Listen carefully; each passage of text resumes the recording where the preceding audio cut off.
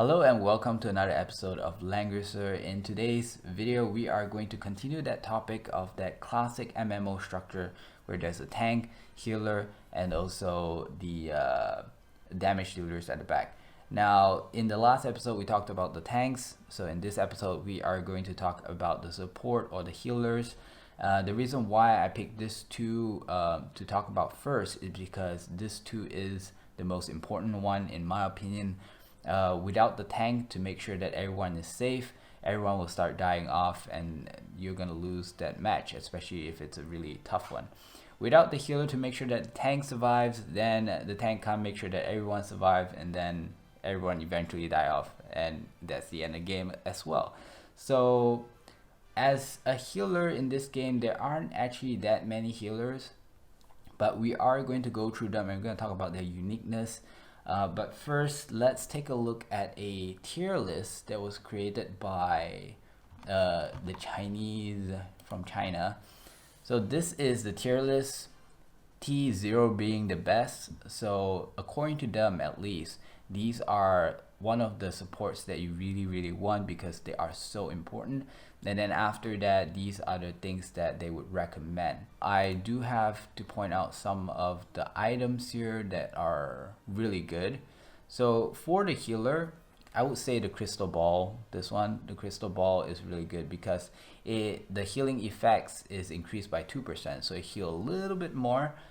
This value can increase as you level up the crystal ball, but what's important is that it's immune to silent skills that makes you unable to cast. So it's very important to have this because I have been in situations where I am so badly debuffed that all my other characters cannot use a single ability, but luckily my healer had the crystal ball and she can still heal all of them. Otherwise, she would also be one of those that couldn't use the abilities, and a healer or a support that could not use abilities is quite useless, I would say, because then you're actually using a support to do normal attacks, and that is not very good even in most games. The next item that I want to talk about is actually not for the support, but it's for the tank, and it's called the Overlord badge over here. And what it does is that it gives you 1% all stats and immune to defend, magic defend down, attack, INT down, and mobility down. And mobility down is something that you kind of want to have on your defender, because one of the ways that enemies or you can make a defender not being able to guard the team is to reduce his mobility. Once he has a mobility down, he cannot jump in front of your character to protect them. So you couldn't use guard if mobility down is affected by him, to him. So that is why this is kind of good. If you can have that, you can actually maybe reduce an ability from your support. So let's take a look at Amida first. Now I just want to point out that on my last account, I have Tiaris, and also Liana. So I do have experience playing these two characters, Tiaris and also Liana. In this account, I play a lot of Amida, which is one of the main character, and also Ana. But I do not have any experience playing Sophia, although I do see a lot of people using her, and looking at her skills, I believe I know why, so I'll be talking about that as well. Okay, so let's start with Amida. Amida is it's one of the main characters, so it's given to you. It's going to be your first support. Her uniqueness, I'm just going to jump into their uniqueness because there's just really a lot of things to say. If I want to say everything specifically, it's going to take a really long time to finish this video.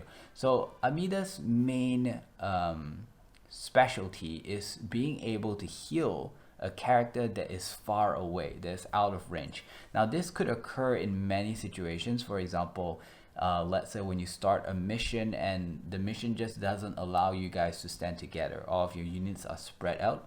So instead of having two healers, one for each side or something like that, you can actually run Amida, and there is certain skills. For example, let's say Holy Ward, deals damage to enemies, but after that it will heal the unit with the lowest health with 4 times with the heal of 4 times the caster's INT. The range is the whole map, so you can heal anyone within the map.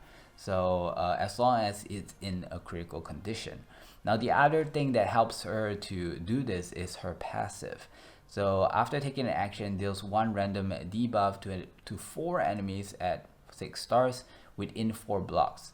Restores, so this part restores HP of a friendly unit with the least HP, and that's 2.5 times Amida's INTs, lower than the healing ward, but it is still really good. So that is her specialty. She could provide a lot of healing to units that are in critical condition or has the lowest health at that moment. And because of that, I find her very useful, especially in certain team fights where everyone is not united and everyone's just running everywhere. So that will actually help you to save someone that you are not in range of, and that is her specialty. Everything else, as you can see, she has heal, which pretty much all support has. The heal also could dispel a 1 debuff. So let's say if your tank has that mobility reduction, you can use the heal and then you can remove that mobility reduction. But if the tank has multiple debuffs, it kind of comes down to luck which debuff it removes. And then resist is good because resist can grant immunity to stun and mobility reduction, and also unbuffable. So this means that it allows you to make sure that your tank does not get stun or mobility reduction, which makes them unable to guard. So this is something good and is supportive. She's okay so far, but not really endgame because everything is very active. If in one round, within that one round, the enemy is able to do enough damage to your tank, he's gonna die no matter what, and there's nothing this particular support or healer can do about it. So that is the problem with Amida. So let's go to Anna. Anna is different. Okay, Anna does not have the ability to heal someone that is really far away, but her specialty, she is a rare by the way, but her specialty is that she has regen, and she's like she's the only rare, well actually she is the only rare support, but at a very early stage you can get regen, and that is really good. So regeneration works like this. You cast regeneration on a character. Whenever that character takes damage or gets into a battle, after the battle he will heal himself based on your INT and your stats of your regen. So that is why regen is so good. This means that unlike Amida in the last scenario where enemies can do a lot of damage in one round and it's going to take out your tank, for Anna, if she were to cast regeneration on the tank, all that enemy, every single time one enemy attacks the tank will heal. Her passive, Anna's passive, is actually not listed here, but I can roughly tell you. It gives you a buff, and at the same time it also gives you some heals, if I'm not mistaken. Actually, you know what, I can check it out real quick. Just bear with me for a moment. I do want to point out that there are a lot of cars going about. Hopefully the mic doesn't pick it up, but if it does, I hope you guys understand. Okay, let's go to abilities. Oh wait, I'm talking about her talent. So unit HP increased by 10%, so that's one of her buff. It increases the units that you select HP by 10%. When casting a skill on a friendly unit, this grants 1 extra random debuff. So it gives you random buff. So it gives you a random buff. Now I'm not a big fan of the randomness because you really don't know what he's getting. Now this value will increase as the stars increase, so you could increase the HP of your tank more and more the more stars you get, and also the number of buff that you provide. So that is really good. Now the cool thing about this is that it's based on who you cast on. So if you use a AoE ability, on all your units, then all your units will have the extra HP increase and will also have a random buff. So that is her, I wouldn't say her specialty, but that is her talent. Her specialty is actually this one, this spell. And not many, in fact, actually I don't think there's any other healers or support has this ability. So this spell can help you remove up to 3 debuffs from a friendly unit. It also heals them by a bit. So that is her uniqueness. She's like the Dispel Queen. And let's move on to the next one. So a lot of people play her, and one of the reasons is because of her passive. Her passive makes her heal a lot stronger by 30% at 6 stars, and it also increases the defense of the unit by 30%. Now this defense stacks with your normal defense buff, and it also stacks with the faction buff. So therefore making it really, really strong. And also she has the ability to reduce the cooldown, and that ability is called Rewind, and reduce the cooldown according to this at least cooldown of all allies within a range of within range by 3 turns, and restores, so it also heals 3 times the caster's INT. So it heals and it also reduces cooldown, which is really good. The only drawback is that this ability has a cooldown of 5. Now I don't really like abilities with very long cooldown. In my opinion, cooldown of 3 is long enough. Anything more than that is really like a one-time use. Her uniqueness is that she's able to give an extra 30% defense, and also her heals are a lot stronger because of her passive, I mean her talent. And also she has this one. But to me, there is another uniqueness of Sophia, is that she is very rounded. She's well-rounded. She has her heal ability, she has this magic defense buff thing. Your ally is immune to stun and also mobility reduction, which is very good for your tank. And she also have mass heal, which can also dispel 1 debuff, and she also have regen. So of all the good things that we talk about Amida and Anna, she does have Amida's range heal because she has the Holy Watt that will heal anyone within the entire map that has the lowest health. She also have Anna's regeneration, which is this ability. So casting on a tank can help him survive a lot better. And her heal is stronger by 30%. So she's very rounded, I would say, and a very good support. This too is SSRs, so their stats are naturally a lot better. But what's really good about Liana is her mass heal. She has this AoE heal. Her passive or her talent allows her to dispel 2 debuffs at max 6 stars, 2 debuffs from allies within 2 blocks, and heals for 3 times the INT. So even if she doesn't do anything at all, just stand on her spot, whoever that's within that range of 2 blocks is going to get themselves debuffs, cleanse, and also get heal.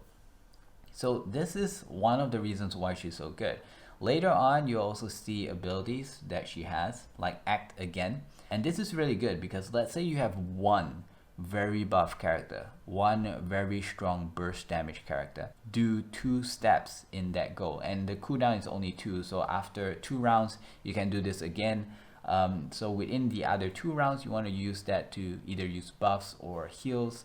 So I feel like this is also a really good ability to have. The next thing is Gospel. Gospel gives you extra attack and defense by 20%. If memory serves, it doesn't stack with your faction buff. So this part doesn't stack with faction buff, which means that's probably useless considering that you're going to use your faction buff very often. Then it grants unit immunity to all the buffs. Now this is the thing that is really good. So as mentioned before, you want to make sure that your tank can guard.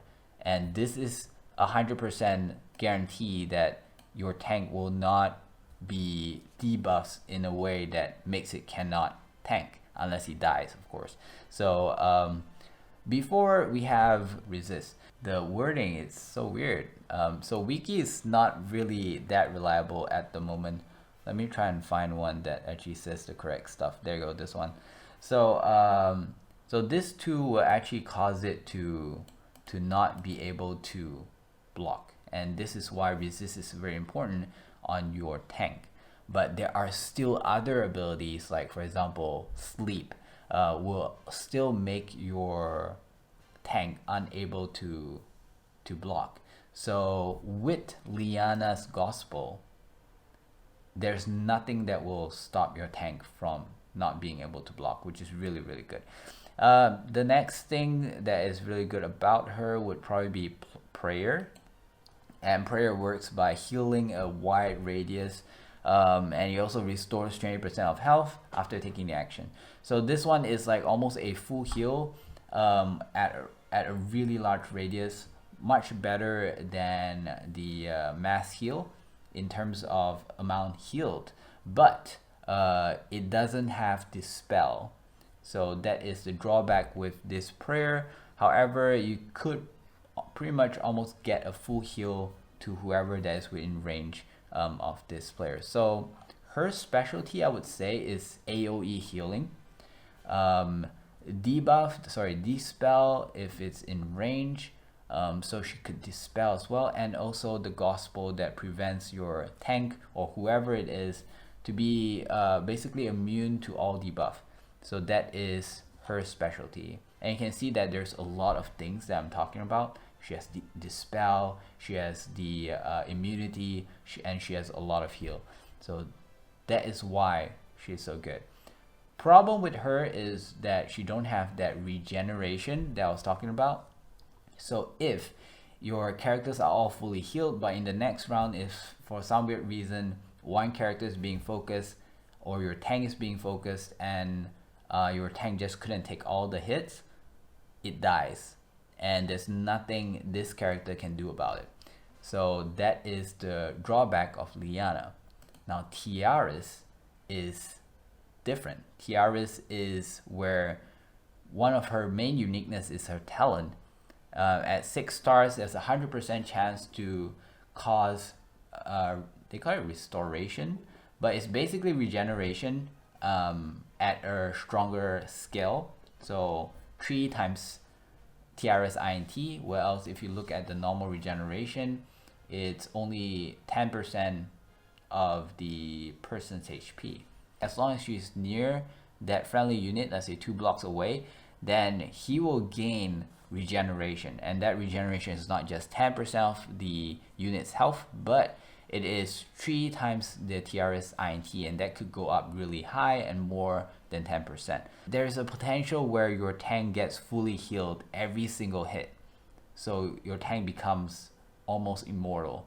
There is a debuff where it prevents your tank from getting healed, so unless that happens, then well, too bad. Now let's come down to her other abilities. The next thing that I feel like is unique to her is the attack blessing. So when attacking, increases damage dealt by 30% and reduces damage taken by half. And I believe this actually stacks with your faction buffs. So this is what makes her really good.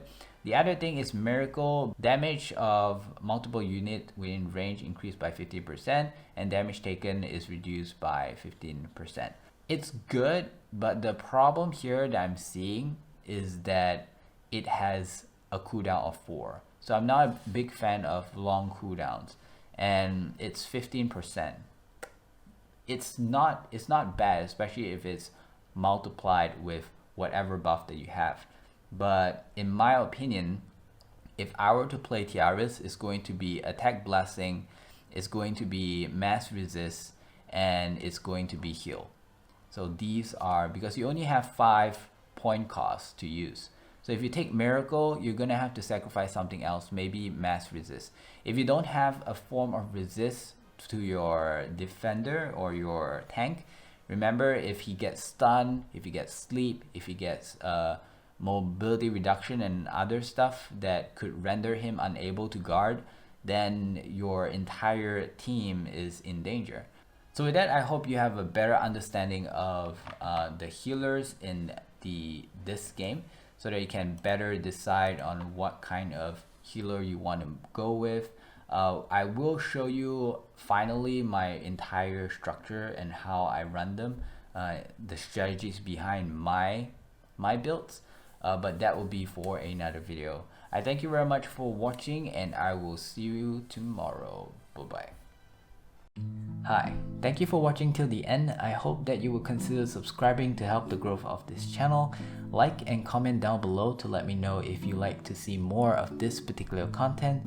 And finally, click the bell icon so that you will not miss any of my new upcoming videos. I wish you a pleasant day. Bye bye.